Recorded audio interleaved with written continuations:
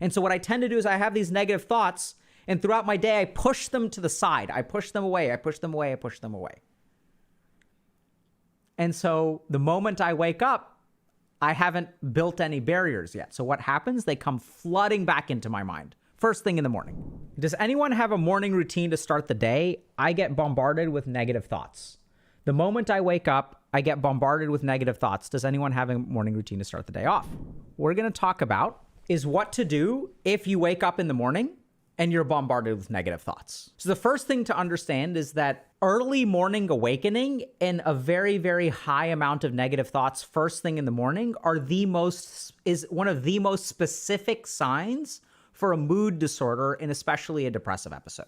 So let's explain that for a second. What do I mean by specific signs? So in medicine, we have certain things that are sensitive and certain things that are specific. So things that are sensitive are things that people are likely to have if they have a particular disease, but they're not very specific. So I'll give you all an example. Let's look at something like concentration difficulties. Concentration difficulties are not specific to depression. So if I have difficulty with concentrations, I could have a major depressive episode. I could have ADHD. I could be high on a substance. I may be physically ill. I may have schizophrenia. There are all kinds of reasons why I would have difficulty with concentration. So that's not a specific sign for depression. Early morning awakening, and especially having lots of negative thoughts early in the morning, is pretty specific. Even low mood throughout the day, for example, can be common in grief, or it can be common in things like even cancer, for example, physical illnesses. But specifically waking up very early in the morning, we're talking 4 a.m., 5 a.m., 6 a.m., with a mind that's running very, very high on negative thoughts. It's like you wake up and you're bombarded with negative thoughts.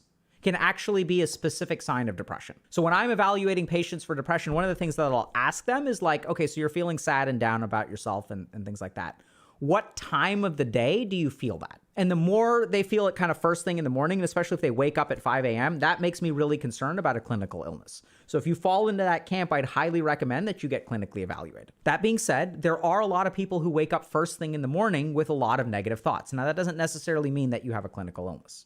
There are other reasons why we kind of do that. So now what we're going to talk about is understand a little bit about what's going on in the mind when you wake up with negative thoughts and what to do about it. So sometimes we worry about stuff. And when we worry about stuff, it's kind of hard to deal with it, right? So I don't know if this kind of makes sense, but worrying about stuff doesn't necessarily solve problems. So if I'm anxious about something and I'm thinking, oh my God, like, are people going to invite me to the party? Are they not going to invite me to the party? I can think about it. I can think about it. I can think about it. And at the end of those thoughts, let's say an hour later, has my anxiety been resolved? Have things been fixed? No, they haven't, right? So worrying about things in the moment sometimes doesn't actually fix problems. If it did fix problems, no one would have anxiety. Or everyone with anxiety would have perfect lives. Because worrying about stuff, if it actually fixed stuff, like that would be great. The first thing to understand about worrying, and especially worrying first thing in the morning, is it doesn't necessarily do anything. So why do we do it? We do it because our brain is concerned about a couple of things.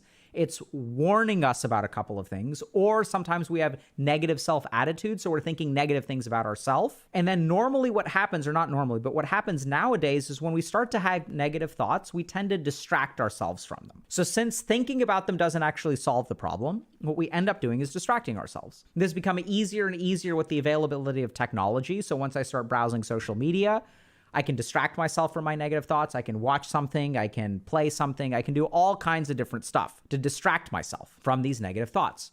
And when I distract those negative thoughts, what happens to them? They actually go dormant. They don't get fixed, right?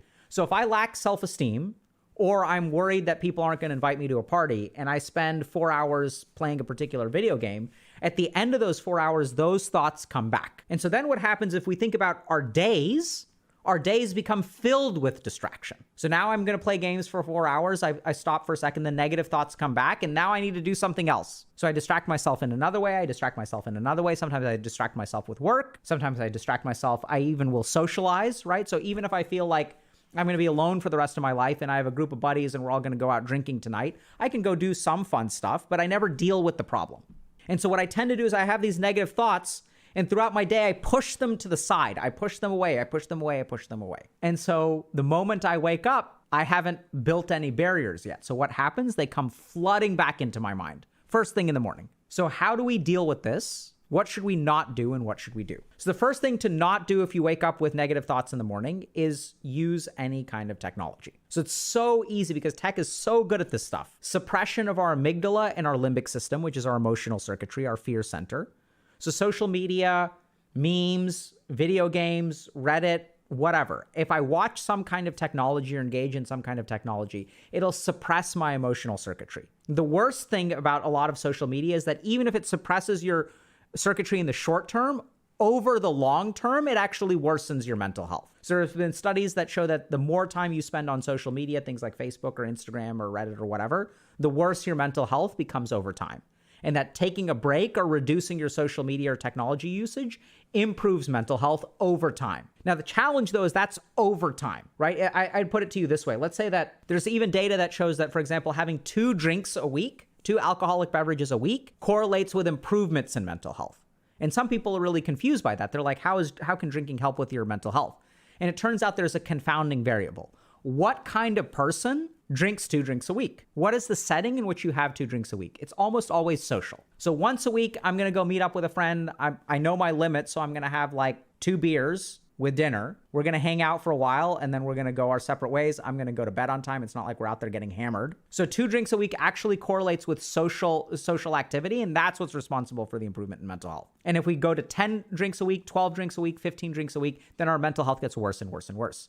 And social media in that same way, when we use it temporarily, if I'm having a really rough week and I spend 2 hours a week playing video games to kind of distract myself, kind of cool off a little bit after a tense day, that can actually be helpful because I want to suppress those emotional circuits because the rest of the week I'm actually dealing with my problems. But as technology uses rises and rises and rises, even though it's suppressing in the short term, it can make things worse in the long term. So if you have negative thoughts first thing in the morning, most important thing is don't slip into technology usage because what that's going to do is push it away and then it'll come roaring back later. Second thing, and this is going to sound kind of weird, is don't try to fix the problem when you're feeling bad.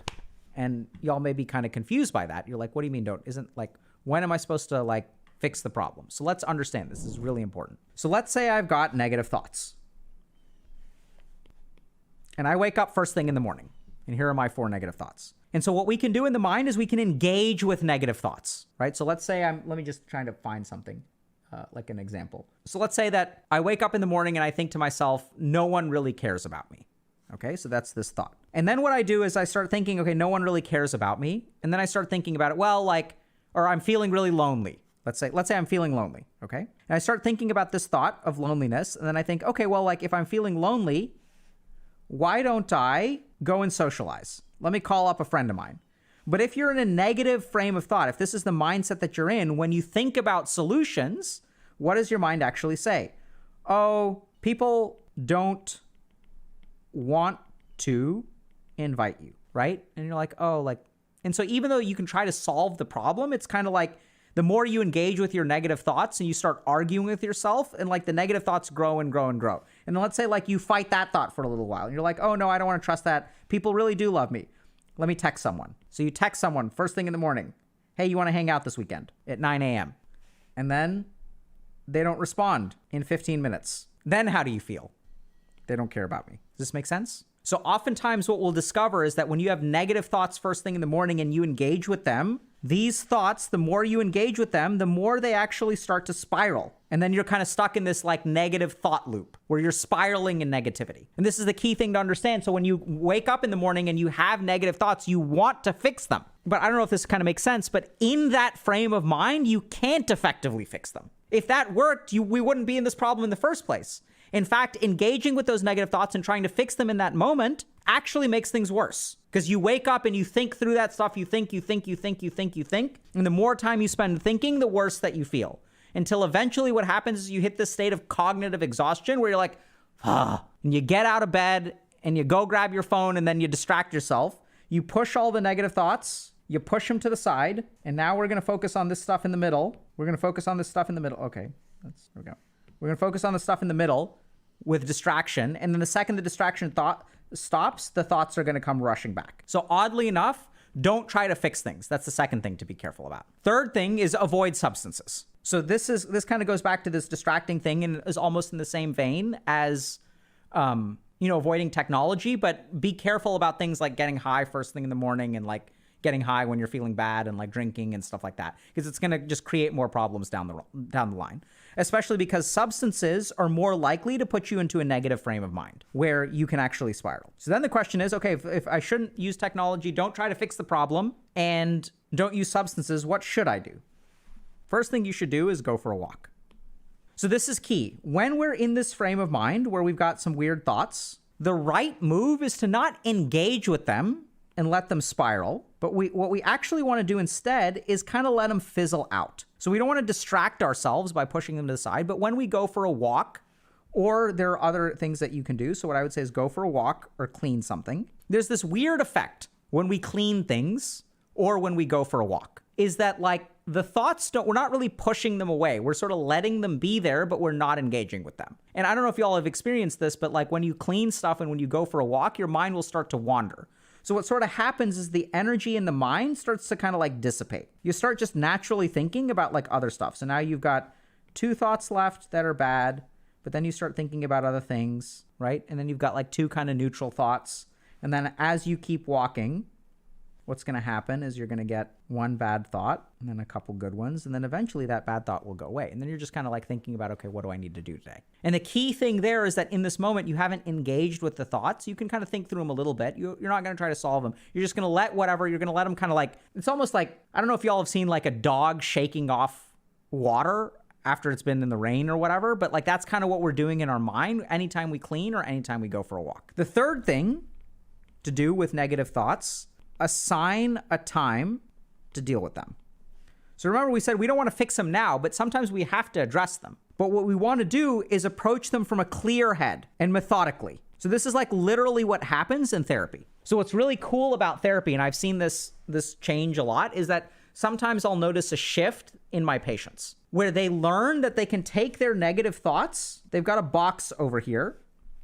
They wake up in the morning with negative thoughts. Here's day 1, here's day 2. And then let's say here's day 3 when their boss gets mad at them. And what they actually learn over time is they're like, oh, okay, like I'm feeling bad right now. I'm going to talk about this with Dr. K on Thursday. Next day they wake up, they're like, I feel this way right now. I'm going to talk with Dr. K about this on Thursday. I'm feeling this way right now. I'm going to talk with Dr. K about this on Thursday. And then what happens when they come into my office is we're like, cool, okay, let's break these walls down. Let's let all that crap out. We're going to let it all out, and we're going to kind of deal with it methodically, one at a time. And so what we can almost do is compartmentalize dealing with our problems. And the key thing that when you assign a time is that when you're clear-headed, you can actually fix stuff. Do y'all get that? The biggest problem here is that when we are emotionally active and we're not clear-headed, it makes it even harder to fix the problems. Even though the problem seems so in our face, when we let it set it down, put it aside, and then approach it with a clear head, suddenly things become so much easier. And so one of the biggest advantages of therapy is sure, you can have a clinician who's trained in a bunch of stuff, and that's fantastic, don't get me wrong. It's a great evidence-based intervention. But half of the advantage of therapy is just learning how to compartmentalize and then approaching problems in sort of a calm way. And the nice thing about a therapist is that you've got someone there who's going to keep you from spiraling and guide you in hopefully a productive manner. But the major principle here is that assigning a time to deal with them. So then when I'm feeling pretty good about myself, maybe before I have lunch, I'm going to sit down with a piece of paper and I'm going to like think through those thoughts. I'm going to try to sum of them. I'm going to pick one thing. Okay, people don't like me.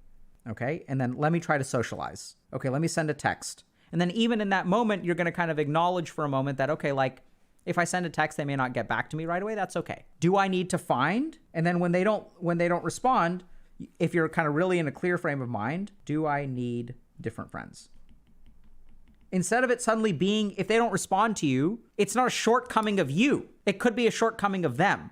But when you're in this negative headspace, and there are people who are neglectful of you in life, it's never their fault. Because in this negative headspace, in your spiral, it's always your fault. And so when you have negative thoughts first thing in the morning, I'd say very simply, clean. Go for a walk. Don't use technology. Don't use substances. And don't try to solve the problems. Instead, assign a separate time where you're of clear head to approach whatever your concerns are. And when people do this, something magical starts to happen. May not happen overnight, but over time, you'll have fewer and fewer and fewer negative thoughts in the morning. Because when we engage, I don't know if this makes sense, but when we engage with the negative thoughts in the morning, we actually ramp them up. Do y'all get that? Like one thought leads to another thought leads to another thought. Like this grows. When I start thinking these, then it grows and grows and grows and grows and grows, and then I feel overwhelmed. Then what happens is if I'm engaging with my thoughts in the morning, okay, so I'll draw one last thing to illustrate this. So I have 4 bad thoughts, and then I engage with them, and it becomes 5, 6, 7, 8, 9, 10, whatever. And now here's the key thing. When I distract myself and I push all these thoughts to the outside of my mind, how many are left? And now tomorrow morning when I wake up, how many thoughts, negative thoughts am I going to have? I have more than what I started with, right? And then I'm going to engage with these. I'm going to create more and more and more and more and more. And then I'm going to have more the next day and more the next day and more the next day because I'm spending all this cognitive energy. Nothing is actually getting fixed. So don't engage with your negative thoughts when you're in a negative frame of mind. Set it aside for later. And honestly, when people start doing this, when you start controlling how and when your mind thinks a particular way, that's when your mind starts to get purified. And last thing just to keep in mind is, remember, we started that sometimes early morning awakening is actually a sign of a clinical illness. So I'd recommend getting evaluated if you fall into that category. If you found this video helpful, check out Dr. K's guide. We've spent hundreds of hours writing and filming to help people understand their mind so that they can build the lives that they want. So check out the link in the description below.